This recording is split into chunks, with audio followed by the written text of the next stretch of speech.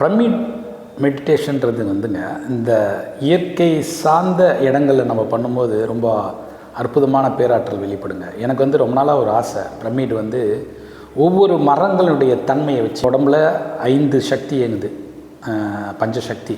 அந்த பஞ்சசக்திக்கு ஒவ்வொரு மரங்களுடைய தன்மை இருக்குது. இப்போ வேப்ப மரம் எடுத்திங்கன்னா நெருப்பு மாதிரி ஒவ்வொரு மரமும் வந்து ஒவ்வொரு தன்மையில் இருக்குது. நீர்த்தன்மை, காற்றுத்தன்மை, மூங்கில் வந்து காற்றுத்தன்மை.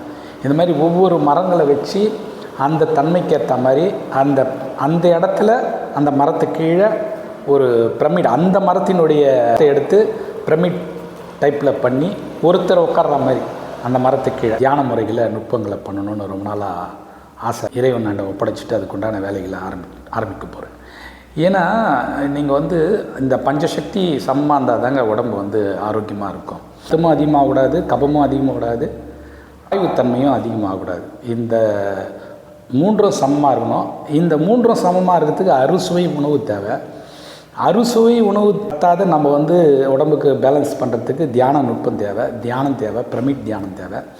2வது, நீங்கள் படுக்கும்போது பிரமிட்டில் தர்பை மூலமாக நம்ம உட்காரதோ படுக்கிறதோ தியானம் பண்ணுறதோ தர்பையை யூஸ் பண்ணிங்கன்னா இன்னும் நல்லாயிருக்கும். அதனால் ஒவ்வொரு மரங்கள் சார்ந்து நடுவில் ஆலமரம், அரச மரம் வச்சு ஒரு பிரமிட் கோயில் கட்டி அதில் தியானம் பண்ணோன்னா பெருவிதமான சக்தி பெறுங்க. நன்றி, வணக்கம்.